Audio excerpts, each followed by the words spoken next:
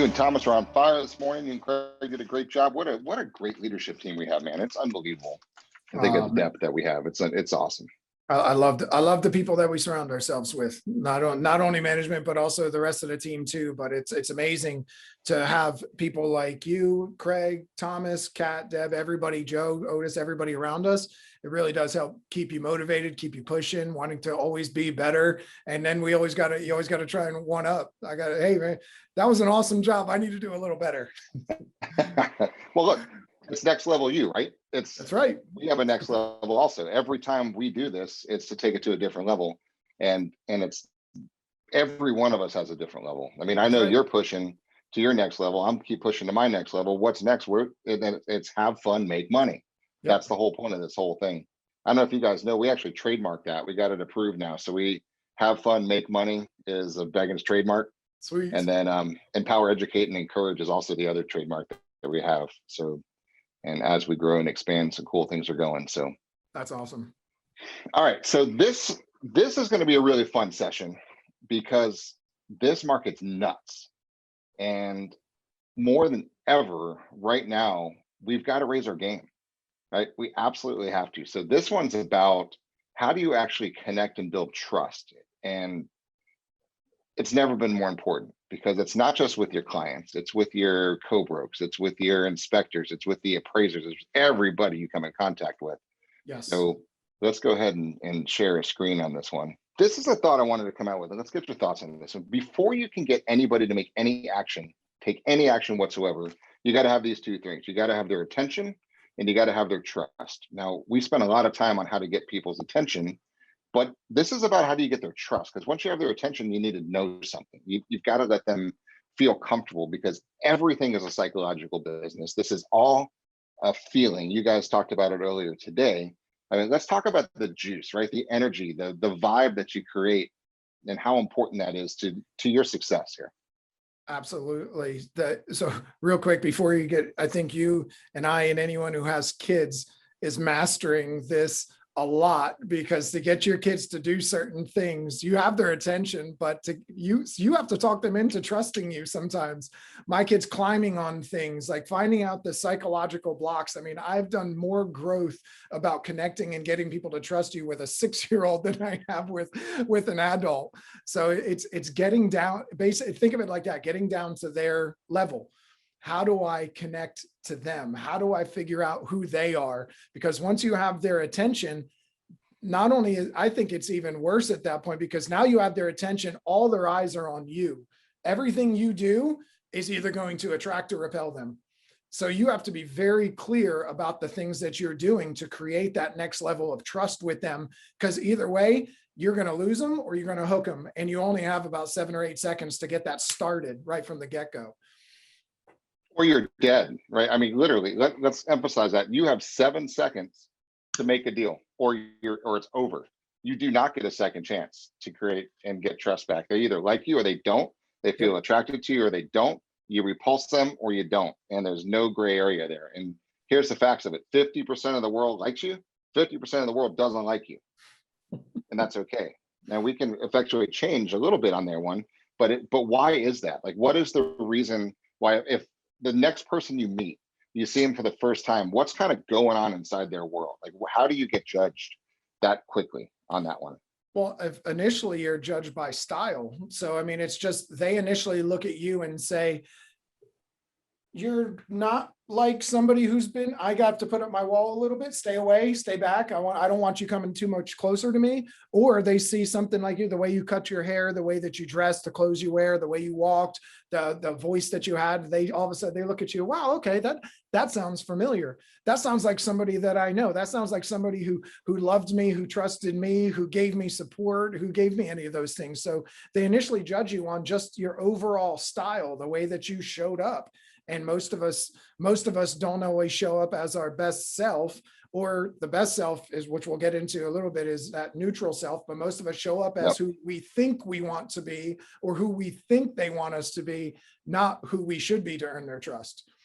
And going backwards on that one, we're gonna have a lot of fun with this one. Here's the biggest issue, is the self-awareness of knowing where you start from, right? And guys, we all have strengths. We all have weaknesses. We suck at some things. We're great at some things. We're marginal at some things. And it's perfect just the way it is. You're perfect just the way you are. The things you suck at, celebrate them. The things you're great at, celebrate them. The things you're marginal, be marginal. Right? It's great, but just be self-aware enough to know that that's you, right? And love you, because half people love you anyway, half people don't. If you try to BS people and be something that you're not, what's the point? Because half of people are going to not like that version of you, and half the person are going to like that version of you, and you don't remember what version that is, so you're wasting everybody's time. So just stay simple and be self-aware and just know who you are, right? That's the whole point, right? You know how to do deals, right? Every one of you knows how to do a real estate transaction, right? And if you don't, you're certainly going to know over the next couple of days. And it's really simple.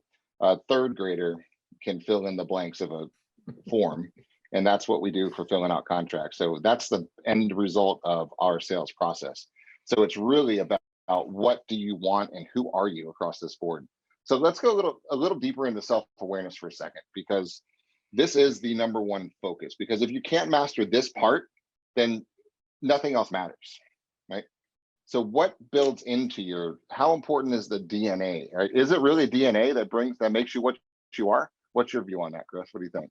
I think most of us, that we think it is, and that goes back to we have this blueprint that we think that this is who we are. It's the way I've always been. Because of this, that happened to me. I saw this, I felt that. They feel this blueprint is just who they are. This is just how we've always been, and they're going to like it or you don't.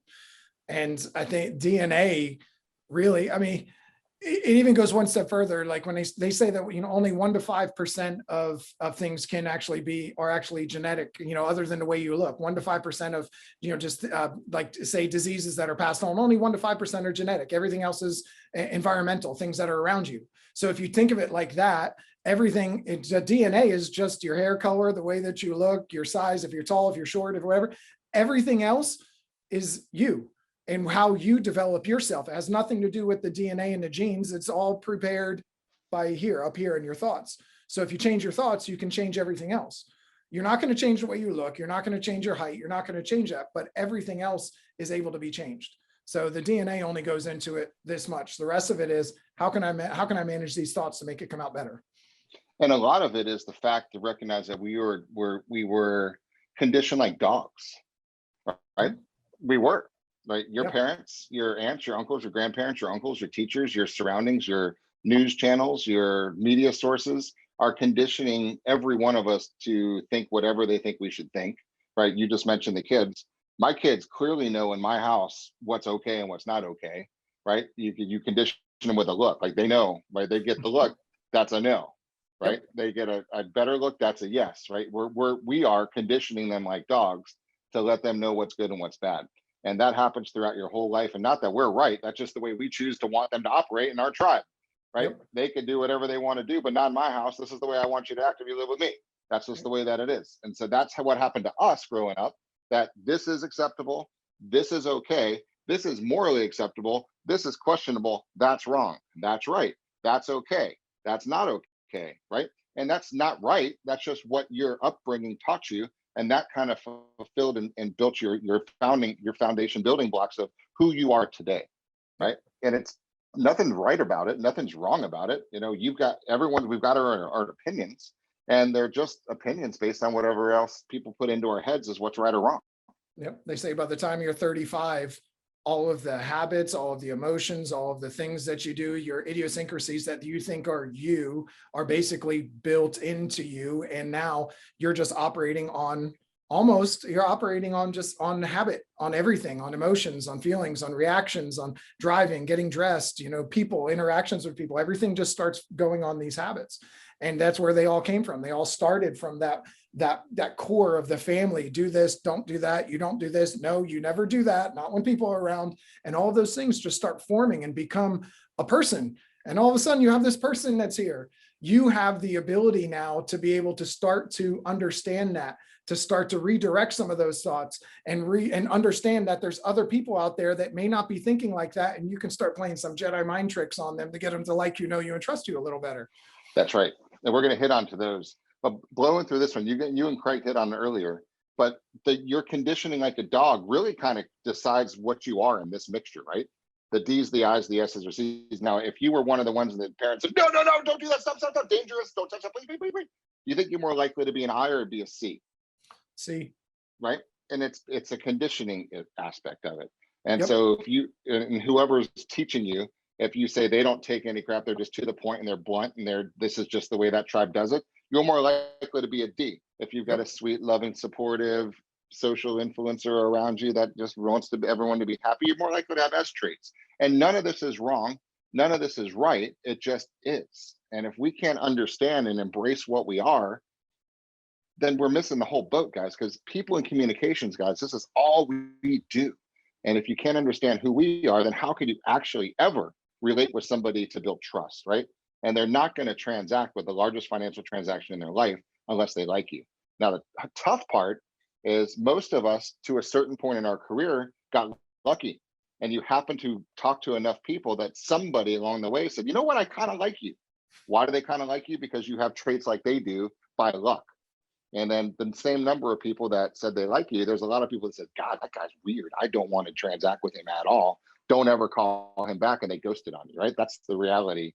hint, hint, hint, hint. That's why we ask you to go to your sphere, because, well, I'm sure we'll get people who are like themselves. So if you go to the people that are like you, they're more likely to like you and you like them and transact with you. So this is the point, right? So there's 3 questions, and this is the fundamental basics that we all have to remind ourselves. I forget it. And guys, we're really good at this. And a lot of times it's always, can I trust you? Do you care about me? And are you good at what you do? And these are the 3 questions that come across every transaction that you actually do. And then to your sphere, to Chris's sphere point, the can I trust you part, and do you care about me? The answers are already yes with your sphere, with your tribe, with your neighborhood, with people that you are in the same clubs with the same interests, with the same passions, you're in a cardio drum circle, that's your tribe. They trust you and they think you care about them. You're less likely to kill them because you both like the cardio drum, right? That's the simple aspects of it. And so your job just becomes teaching them that you're actually good at a little bit. Go back to that too. Here's where, like you're just saying, here's why people don't do as well with like lead sources that they're paying for. Because you're getting a random call from somebody you have no idea who they are, how they communicate. You have no idea anything about them. And you are trying to connect with them the way that you connect, instead of using the skills to try and connect with them via the way that they connect. So that's why a lot of times we see conversion rates on these paid leads and everything are much lower than your sphere leads, because your sphere trusts you. Your sphere knows you care about them, and your sphere knows that you're good at what you do, or at least good at everything else you did. So they know you're going to be good at this. When you get that random phone call, they have none of that. You have no trust. They don't know that you care. They don't know that you're good at what they have nothing. I have no idea whatsoever there. So that's why those calls that come in are really difficult sometimes for a lot of people who don't become aware of all of these skills we're going to talk about. And it's a little worse than that, because they already anticipate that you're going to screw them. Yeah. Right. Their level of trust is not even a 0. It's a negative. Yeah. It is, you're going to take advantage of me. You're going to screw me over. You're going to take money from me. You're not going to do it. My guard is up. My defenses are there. Now I'll just start my conversation at a total negative. That's not good. Now, it's not saying you can't convert that, but you need some skill. Exactly. Right? You need some skill. So that's the fun part. So to this point, it's your tribe, guys. It's all about the tribe. It's always about the tribe. And guess what? You get to pick which tribe you want. Now, you didn't get to pick which tribe you were born into. You didn't get to pick which tribe raised you, but you're now self-selecting. Did you not pick the tribe that you work with right now? Yep. Right. You guys are independent contractors. You can work with whoever the hell you want to. So can we. Right. We chose you. You chose us because we see some similarities. We like each other. We respect each other. And I think we trust each other. Right. And that's a tribal issue. And I think you know that when you're part of our tribe, we have your back. Right. If something happens to us, I believe you would. Something happened to me, I really believe Chris would have my back. Right. I could call him and he would come over if I needed him. And he would do the same thing. He knows he could call me and we got him because we're part of the same tribe, right? Any one of our agents, the exact same thing. You have problems, you call, we help you, right? And always, people need help, you help them. And that's just a tribal thought. And so that's what we have.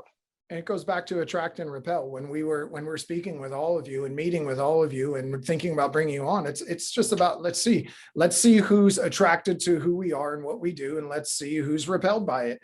Because at that point, we don't want to force it on anybody. We don't want to force our way of doing business or the way that we work, the way we grow on anybody. We want you to want to be a part of it. And to that extent, everybody that's on here, we saw something in you that attracted us to you and you to us. And we just want to be able to say, okay, how can we all get better? What's that next level for everybody?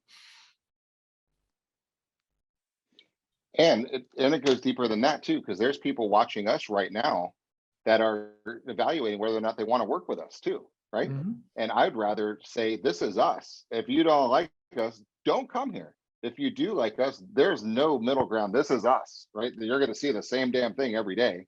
And you hanging around us, this is what we do. So you're either attracted or repelled, which is exactly what you're going to in the next sessions with Mike Puma and Jimmy.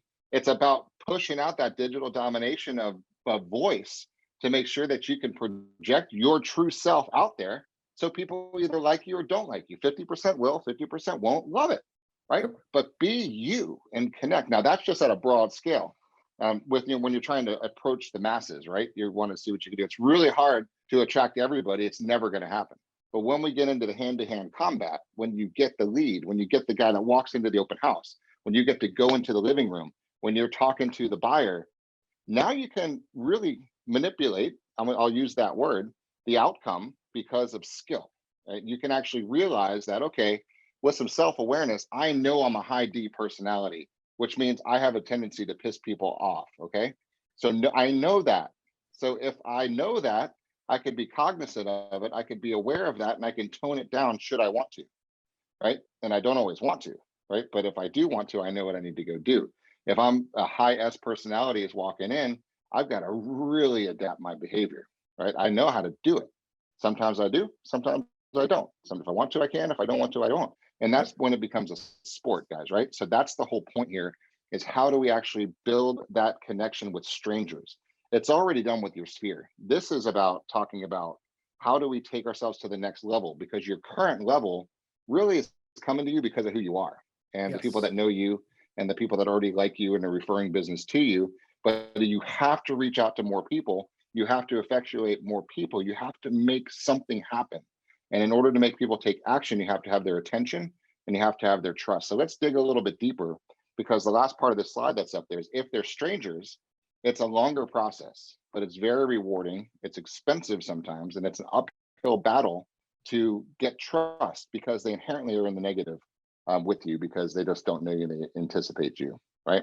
Correct. This slide, I'm not going to go too deep into it, because it's about, are you good at what you do is not the point of this session here. I just wanted to remind you that of the 3 questions, this one is the simple one, right? This is, we're good. Everybody knows the brand. Everybody knows us. We've been here a long time. We treat people well. We've done a lot of business well. So you should have good swagger walking in, okay? So now we're going to really focus on the trust part. Well, if you can How do take we that, actually do? if you can take that aspect out of it, if it's, hang on one second. I had some feedback. All right. So if you can take that aspect out of it, can I trust you? And, basically, do I like you? And then are you good at what you do? You just took this whole aspect out of it. Now you only have to focus on those 2 things, which are them, right? Let's focus on them and communicating with them. Take this out of the picture, because if you have the tools and everything that we have, and you've got this kind of a pedigree, doesn't matter. We've got your back. That's going to work. Now you can focus on them. Marketplaces, guys, and you say that I'm with, you go to anywhere in the country or world and you're with Century 21, they know what that is. Done. You go to any of our marketplaces and say you're with Beggins Enterprise, Century 21 Beggins, they know who we are. We're not stranger, we're not new. This is what we do, right? So, and they know you're licensed, you're professional, you're good at what you do, and you have the backings here. So let's just walk in without a question, you're qualified. Without a question, you're more qualified than most. So all you have to do now is connect, and then you have the deal. That's all we have to do, is have the deal.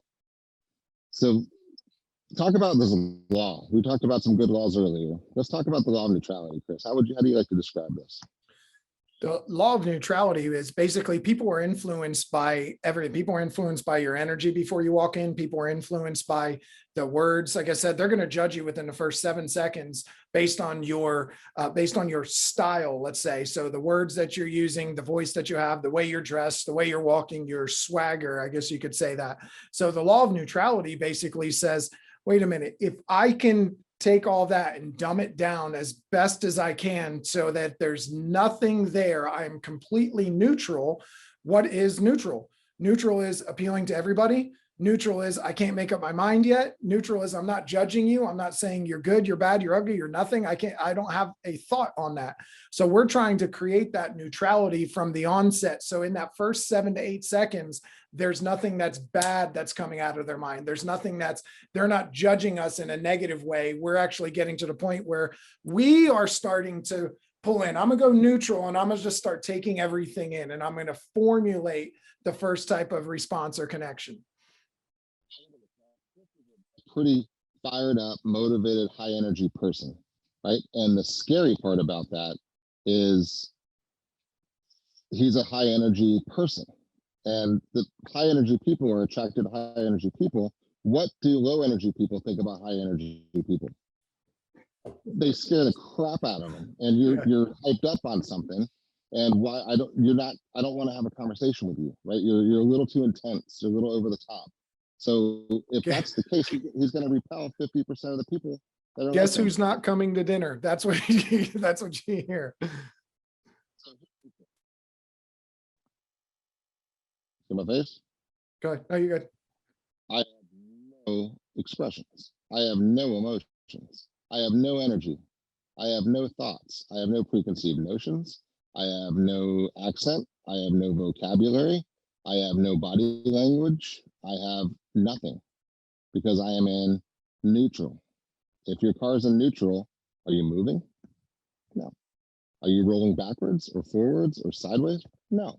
You're stationary. You're neutral. You do nothing, right? And it's intentional because who can I piss off in neutral? Nobody. Nobody. Not one person, right? Not one person could be offended by neutral. It's the least offensive thing I could possibly do.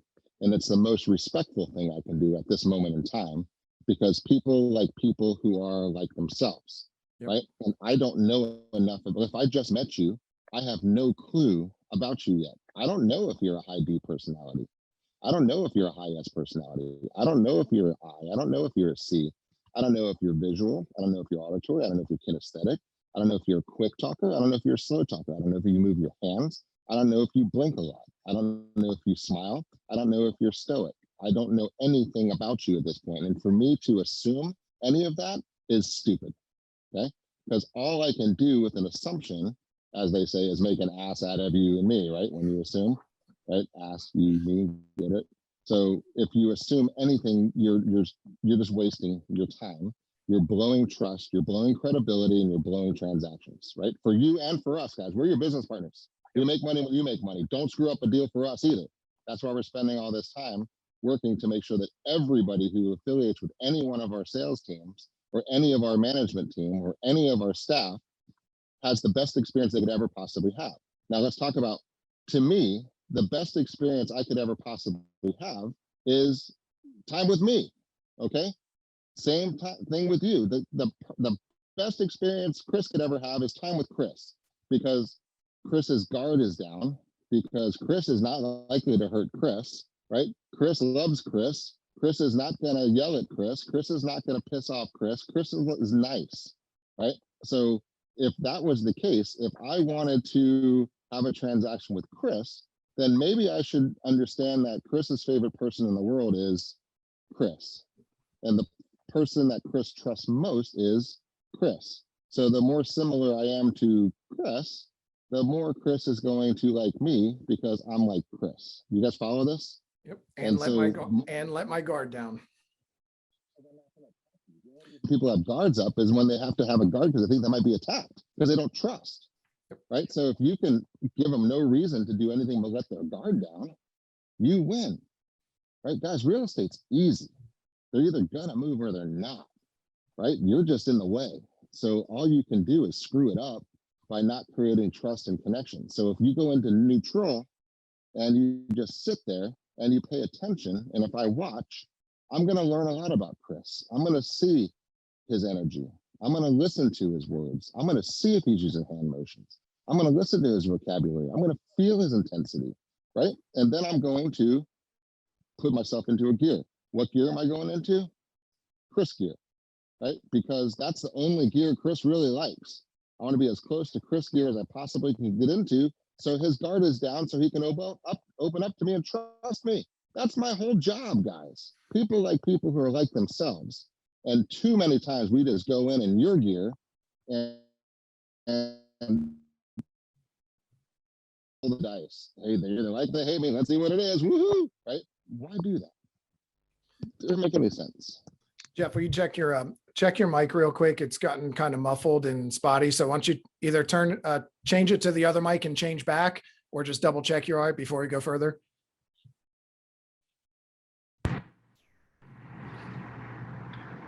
All right, we're doing that. Go back to the other ones and see if it changed. Somewhere along the line, they just got muffled. If you want to throw them back in, and let's check it. Let me try this real quick here. That's clear, but let's try it again. See if the headphones work. All right, how about that? Am I sounding all right now?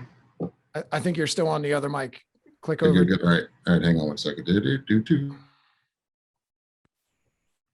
All right, that should work. How's that sounding? Better. I think it was better. It was better with the other mic. Okay. Here. Yeah. There you go. All right, cool. All right, so let's try that. Let me switch back over here. Boom, boom, boom. Good. Please hold. You're good to go. You can keep talking. Cool. Okay. All right. So back to the point, right? The closer I can get to Chris, the more likely Chris is going to want to work with me. So let's build in a couple of things here. We got this down. People who are like themselves. Next point, you got to remember this, guys. Every single person you ever meet is worth $130,000 to your career. Every transaction you ever do is worth $130,000. How is that possible? Because they're going to refer you business. When they like you, they trust you, and they tell everybody else that you could never I never in my right mind could have thought of doing this without Jeff. You need to call Jeff. I trust him with everything, the most expensive transaction I'll ever do in my life. He knows what he's doing. And by the way, we had a great time doing it. And they're going to refer you a ton of business. And over the life of that customer, you're going to get the average is $130,000. That's the key, guys. So remember that this is business, right? This becomes a sport, right? When you turn this business into a sport, everything changes. Everything changes, right? Now let's go a little bit deeper here, because I'm just not talking face to face. This happens in emails, right? Every email, I've got 2 million, I hate them, right? I can't stand emails. They just drive me crazy. When I respond to them, I actually think about it. I go into neutral, I see how they wrote me an email, and I'll respond back, right? The same way they wrote to me. I know if it says, hey, Jeff, what's up? Hey, Shirley, what's up? Because Shirley likes, hey, what's up, as her greeting. So guess what? Why reinvent the wheel? I'm going to give Shirley, hey, Shirley, what's up? Right? Versus, hi, thanks for your email. Why would you do that? It's speaking French to the Russian person. They give you their communication style, respect it and give it back, right?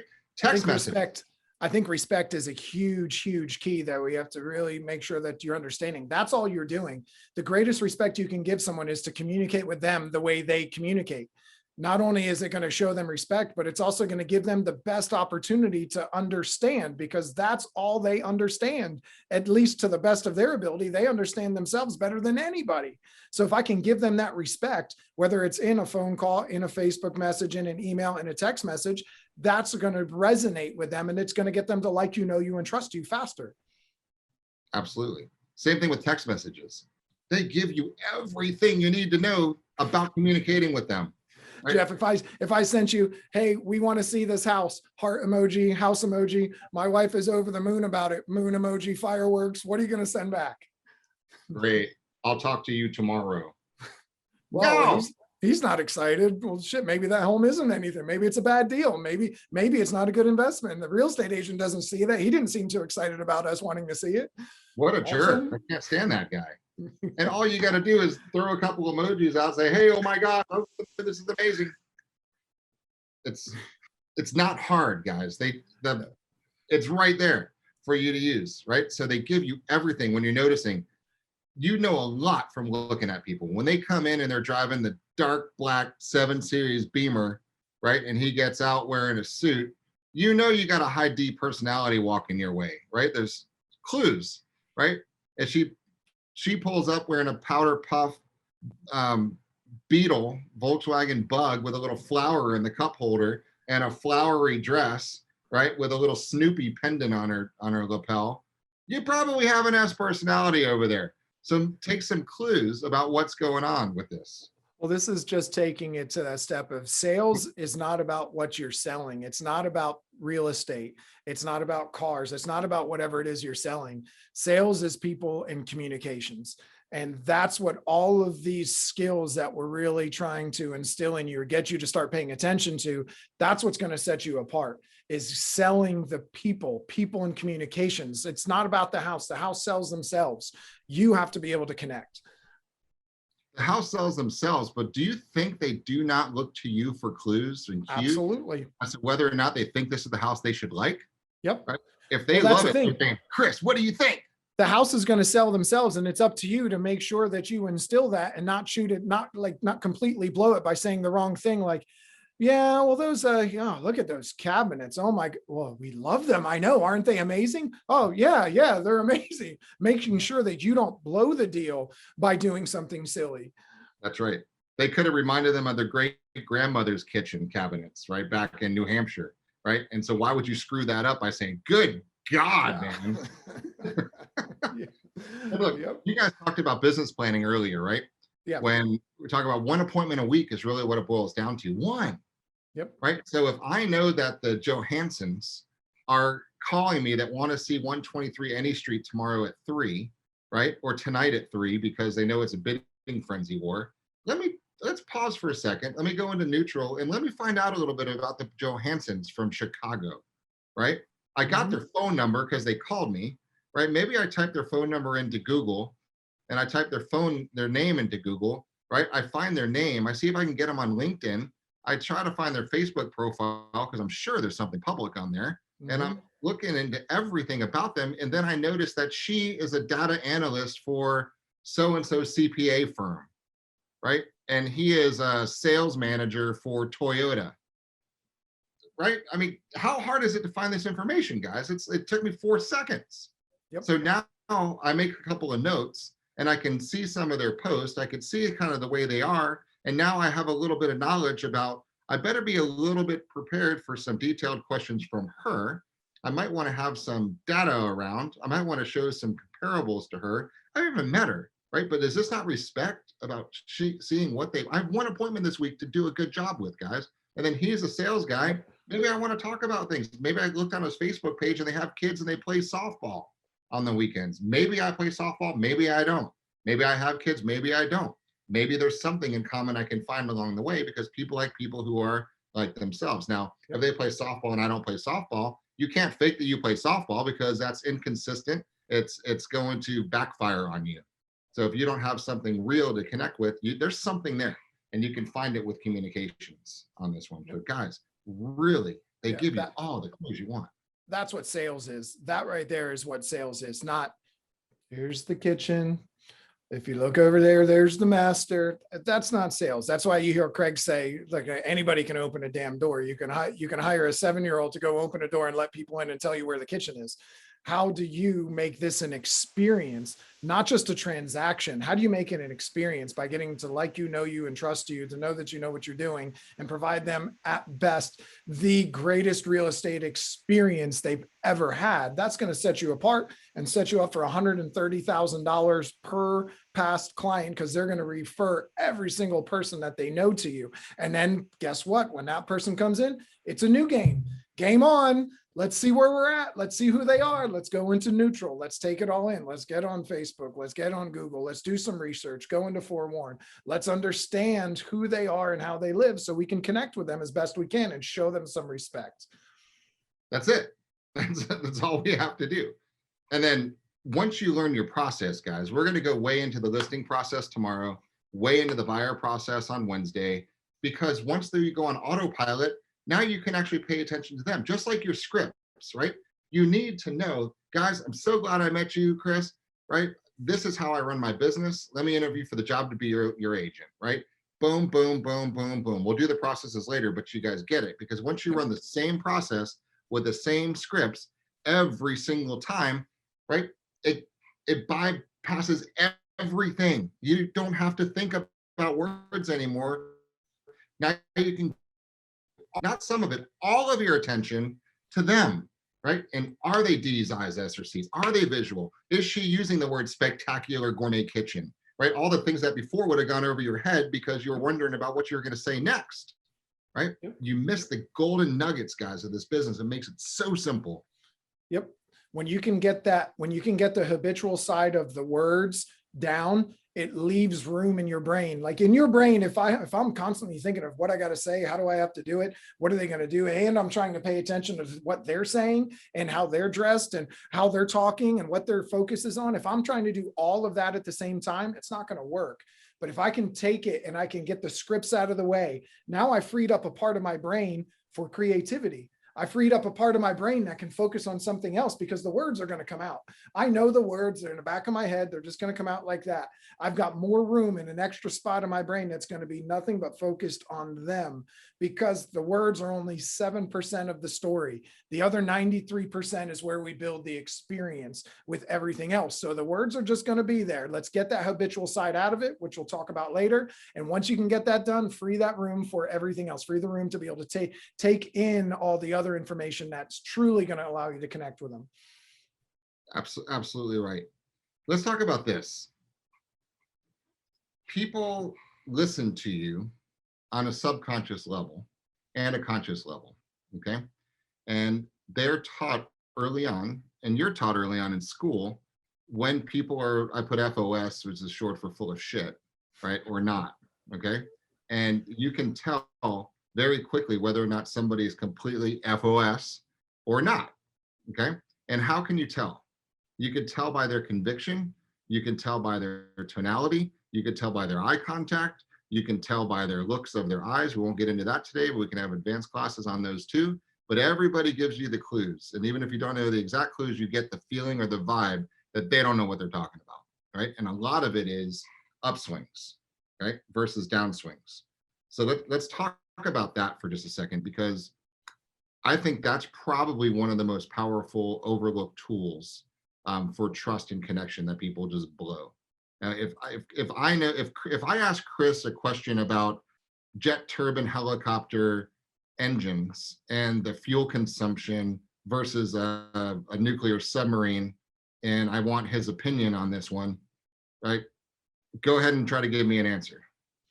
Well, I mean, the jet turbine engines, the way that they work, they go in a centrifugal force type fashion. It's going to pull in fuel from the other side. You're going to have this spark that's in there that's really going to fuel that centrifugal force. That centrifugal force is going to pull the air. And it's going to my bullshit alarm is already going off because he is making things up. You could tell he's making things up because his face sweated a little bit. He was fidgeting. He was making stuff up. His eyes were looking all over the place. His tonality went upswings because he doesn't know what he's talking about, but he's trying to pretend that he does. And your brain sends out a signal that says, I am totally full of shit. Bullshit. Right? Please don't listen to anything that I'm saying. Bullshit. Bullshit. No question about it. And so that's the same thing. If somebody asks you, is that a shaker style cabinet, or is that a mid-century modern house? Is that a this? And you don't know what they're talking about? Stop it. Right? You're going to blow all of your credibility. You're going to blow all of your trust. And what's the right answer, Christian has said? That's a great question. Why don't you let me look into it and I'll make sure I get that. If there's anything else that you want me to also get those answers for, feel free to ask. I'm going to take some notes here and make sure I get all of it for you. I love that answer, Yeah. right? I trust that answer. I feel good about you because you just admitted that you're not going to lie to me, Yep. right? So that's a huge thing. So upswings happen naturally when your brain doesn't know what it's talking about. When you're not comfortable, when you're not confident, when you're not competent, your brain tells the other people by controlling your tonality, by forcing an upswing as a subtle warning for them to run away because you're full of crap, Yep. right? It's just the way that we're wired. And Well, think then about if, it just in the most general fashion. When you ask someone a question about something you truly don't know the answer to, that's what your voice does. It's like, Jeff, did you know anything about that turbine airplane thing with the nuclear submarines? I had Nope. no. So you don't know, and you naturally go up with all of your tonality when you're seriously asking an inquisitive question that you have no idea what the answer is to. And that's what comes across to them. They hear the upswing and they automatically think, "Ooh, when I do that, I don't know the answer. They're probably full of shit. They don't know what they're talking about. I don't know if I can trust them." right. And so little simple things like, hey, Chris, when do you think I can come over and interview for the job of selling your home? Right? It's just like, ew, right? No, you don't even feel like you want to come over and interview for the job. So why would I let you come over? It's you've got to get the scripts down to a point where it's, listen, when can I come over and interview for the job of selling your home? I come over today at 3 or tomorrow at 3:30. Which one's better for you? Right? See the tonality, see the commanding tonality of bringing your voice tone down. That's because I know the words, right? And I practice the words. I wasn't always good at the words. I had to practice just like you have to practice in order to get good at the words to make sure that you can deliver those things, right?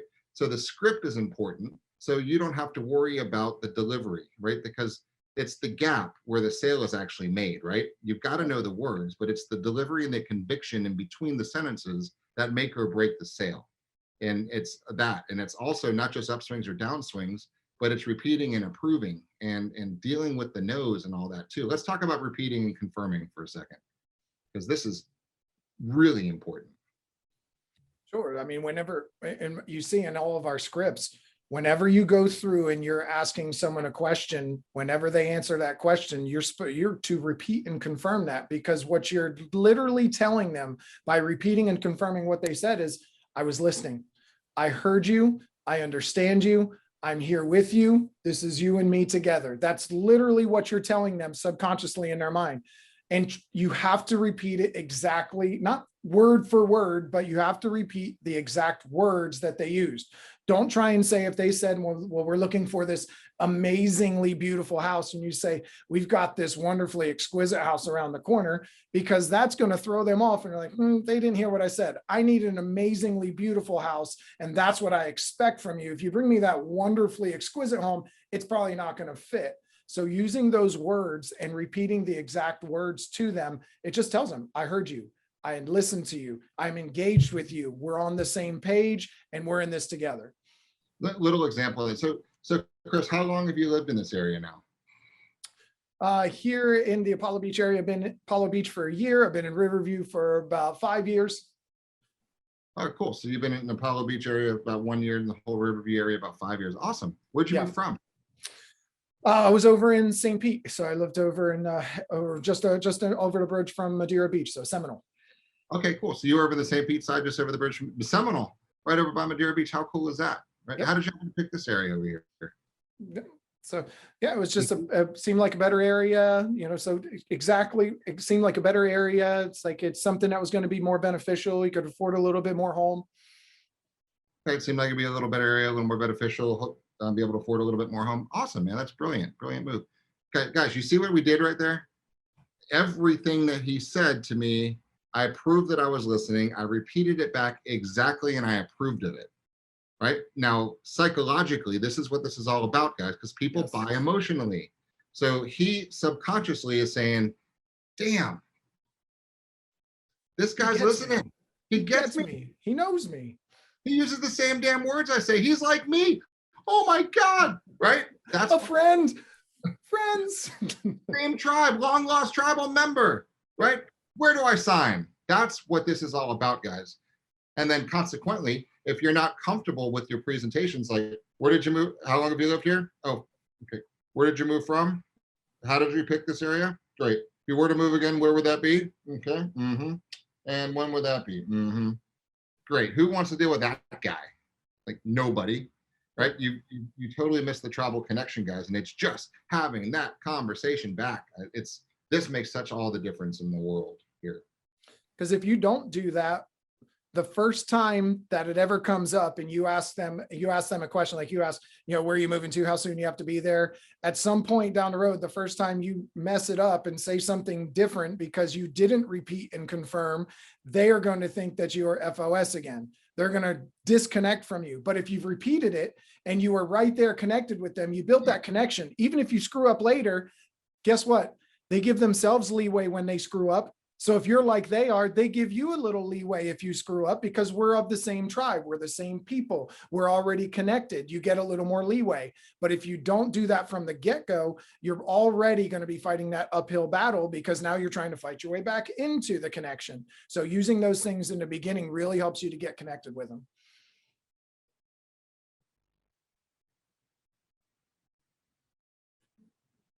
Perfect. I don't know, my sign was going out there for a second, so I don't know if it was your sound or mine.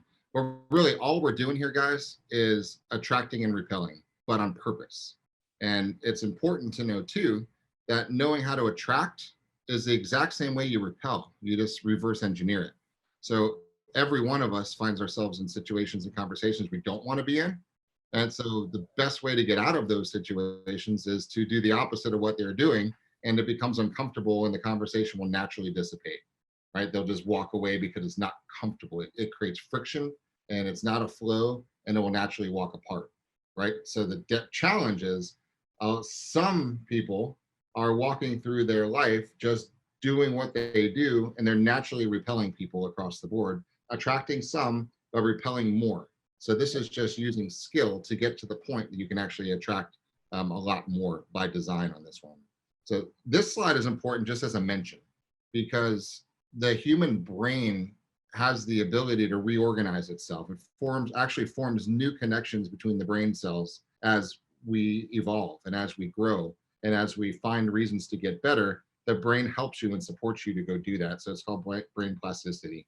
And that's kind of why we're teaching these things, because there is no new trick for an old dog. Every one of us is constantly reforming our neural connections on here, which is what we're doing right now, by the way, and it's getting better. So let's go a little bit deeper on this one. 3 to 7 seconds, okay? Phone calls are the absolute toughest things on the planet to do, because you have 3 seconds and that's it. No, there's no more than 3. You're probably the same way I am. My phone rings, I answer it. The second I hear any hesitation, any delay, or anything weird, click, I don't even want to deal with it, right? Just disconnect. I'm already skeptical because I didn't ask to talk to you. You called me. And if I don't have your phone number saved, I don't want to deal with you. Now, and I'm in sales too, right? But that's a natural progression of what people are. So you have to think about it. So if you're calling people, or even if people calling you, neutral is the key. I want to hear how somebody says hello, right? If my phone rings, rather than saying, hey, it's Jeff, right? I could actually pause and let them say hello. Oh, hello. Hey, this is Jeff. Who's calling? Right? See, I can reverse engineer the greeting. You've got 7% in communication is words, 38% is tonality and inflection. So you're already on a phone call at a disadvantage, because you're only using 45% of your ability to connect with somebody. The other 55% is your body language. So you're only using 45% of your capabilities to connect with somebody on the phone. So you're already at a little bit of a disadvantage. So any little advantage you can get. I love doing that the same way. Pick up the phone and just give them a second to say something and then repeat it back to them. And you can start working that angle rather than you coming across, hello, how can I help you? What's going on? You blew it right out of the way. So slow down. You blew it at least 50% of the time. Why would you cut 50% of your income off just because of the way you say hello? It doesn't make any sense. Exactly. So I just pause for a second, let them say, hello. Oh, hello. Hey, this is Jeff. Who's calling? Oh, this is Shirley from New Hampshire. Hey, Shirley from New Hampshire. How can I help you? Right? Boom. Connection, travel connection. I got you. Versus, hey, this is Jeff. This is Shirley from New Connecticut. Please don't kill me. We're not in the same tribe. I don't feel comfortable. Please let me hang up the phone now. Bye. Right? That's not what I want. That's not what I want. That's not what your sellers want. That's not what my clients want from me either. Right? They want me to connect and bring a customer in for landing. Right? And the only time a customer is coming in for landing is when they feel comfortable, when they trust, right? And that's the way you can be able to do this. So 3 seconds over the phone, guys. It's all about that hello. The other 7 seconds, we have a little bit of play. So that's where let's go dig a little bit deeper in on these things right now while we still have some time here. Eye contact. One of the most important aspects of the world. As I say, the eyes are the windows to the soul, right? Yeah. People feel comfortable, right, with people who are like themselves. But that doesn't mean you have to give good eye contact, because there are some people that don't make eye contact. And you know what? People who don't make eye contact, think about people who do make eye contact. You're a mass murderer. Yeah. He looked in my eyes too long. I don't know what was that? I gotta go hide. Stay away, get away. Stranger danger, weird, right? And then there's the people who that's all they do is just stare at you and they don't stop and they're just looking right at you and they don't stop. What do people? So unfortunately, you have to do the same thing. You have to have a staring contest with them. If you want to enter their tribe, right, Yeah. and create trust. If not, you just have to deal with it, right? So, but these are guys. This is what makes or breaks your deals, and it's eye contact. Now, everybody has a comfortable level of eye contact, and everybody likes eye contact, but to a certain point, right? And when they're uncomfortable, what do? They look somewhere else. Mhm. So be cognizant of when they look somewhere else, because that's the amount of time that they feel comfortable looking at you with, for whatever reason. And mostly it's because that's the way their mom or dad looked at them, or grandma or aunt or uncle, or their best friends. And that's just how, if all of them are hanging out in their tribe, that's how long they look at each other in the eye. Then they look somewhere else and they do that. It doesn't mean they're disinterested. It doesn't mean they're disengaging. It just means that's how their tribe taught them to look at people in the eye, right? And it's not right or wrong or different than yours. It just is what it is. So, but if you honestly can think back for a second to your last client, I would be willing to bet you any amount of money that you didn't pay attention to how long they kept eye contact with you, right? Which is proof that there's a next level for every single one of us to build connection a little bit faster. Okay? Yep. Facial expressions, right? We all have people that have them, right? There's people that can be pissed off and smile and tell you about the shittiest day they've ever had with a smile on their face. And there's people that can have the best day and have a crappy look on their face. And that's just how they are made.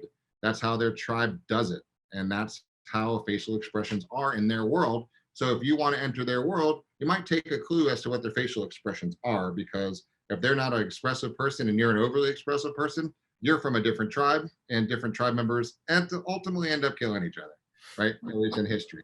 So, I mean, that's really what you're doing. And just instead of your death, it's the death of your business.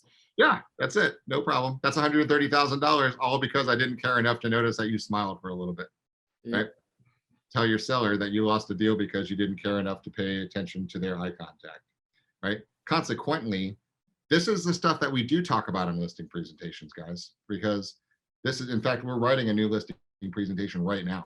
And a lot of it is about the art of connecting, attracting, and building trust that we're all trained on, that is far superior to our competition, right? And that's really what it's about. When somebody calls, how do we act? When somebody brings us an offer, how do we react? Because guys, this is extremely important right now, because when I'm presenting an offer and I'm one of 52, I better build some trust and comfort and camaraderie and become a tribal member with that listing agent immediately if I think I want to win, right? It's a game, it's a sport, and it requires skill. If you just are you're dead, right? You better become like them. If you just send an email with words and an offer attached, you're dead.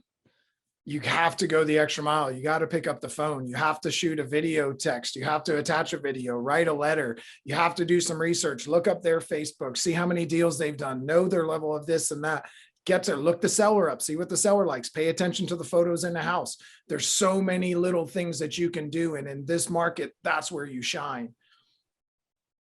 It makes all the difference, guys. Video text, right? Everything you can do once you know them. Don't video text yourself, because you're probably going to repel if you don't know the other person, Yes. right?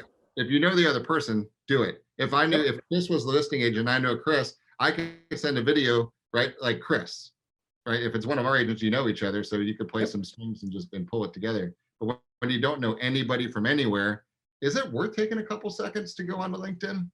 Maybe go onto Facebook, hit their Instagram. That's it. Look at their videos on Facebook. Look at their things on Instagram. Look at their stuff on LinkedIn. If you see them on Facebook, and now you can start to pick some things out about them. You can see some of those things and you can point them out. Now you can have that better communication. Guys, makes all the difference in the world. Hands gestures, energy, right? Guys, we all have different moods. And I could tell you when I'm in a pissed off mood, I don't want a happy person in front of me at that moment in time, right? Mirror and matching, guys. It's about getting into their world. And if I'm high energy, I appreciate high energy. If I'm low energy at the moment, I appreciate low energy at the moment. So respect the mood that they're in, respect the world that they're operating in, and enter it, right? It's the highest level of respect you can ever possibly give somebody, right? They're giving you all the clues. They send you a text message, take a deep breath, go into neutral. Listen to it. Are they putting capitals? Are they bolding? Are they sending you a little funny little message? Or you're getting a little heart? You're getting a palm tree? You're getting the sunshine? Shoot it back. It doesn't cost anything, right? Just give them something. All they want is a connection. So give that to them. Energies in the mood. Tonality, same thing. When they call up and they're like, hey, saw your listing over on Oak Street. I'm kind of interested about it. What can you tell me about it? Respect that that's the energy and the gear that he's in right now. And Chris would write back or would answer the phone and say, yeah, great. Thanks for calling. I'd love to give you some information on that house over there. What's most important to you? What can I tell you first? Right? Give him what he wants, guys. Give the tonality, give the energy, give the vocabulary. Right? When you say what's most important to you? Well, what's most important to me is a spectacular view and just a masterful gourmet kitchen. Right? I said those words for a reason. Right? You may not know or care, but what am I really looking for? Spectacular view and a masterful gourmet kitchen. And who cares what that means? But that's what it is. Now you can ask, well, what's a masterful gourmet kitchen to you? And then I can ask more questions and feed those words back to them so I fully understand. But I'm never going to change your words, because your words are what really drive you forward. That's what enters your tribe. That's what brings you to being you, guys, right? So listen, there's so much deeper we go on this. We can go on this one. But this is from a fundamental level. I think every one of you realize that you can do better. And you can go to a next level in communications, whether it's with your spouse, whether it's with your neighbors, whether it's your family members, your friends at school, right? Your kids' kids, anybody you meet with, your waiters, your bartenders, everybody, guys, practice, right? Practice, practice, practice. The best tool you have is this, right? When you're go to the mall, right? And talk to the different salespeople, put the recorder app on your phone and record yourself and say, let me see if I can enter that person's world for a little while and record it. And then go to the next store and do the same thing. You want to mix it up? Go into Victoria's Secrets once and then go into American Eagle next and go into the whatever store next. Mix it up, mix the demographics up, mix the people up and stretch yourself and see how you do dealing with a 20-year-old and then a 50-year-old and then a 30-year-old and a man and a woman and the lady from Kentucky who talks a little slower and then the guy from New York and then the guy from the Bronx and the guy from Jamaica. And how do you connect with all of them and how can you make them all feel comfortable? That's our job, guys. We're in the people and communications business. And the quicker you can appreciate that, the faster your business is just going to soar, right? Well, that's also, I was gonna say, if you want to work on other little things with your DISC, go home and identify who your spouse is. Are they a D, I, S, or C? And then try and find what is one or two things that you could do to communicate better with them the way that they communicate and see if it doesn't make a difference.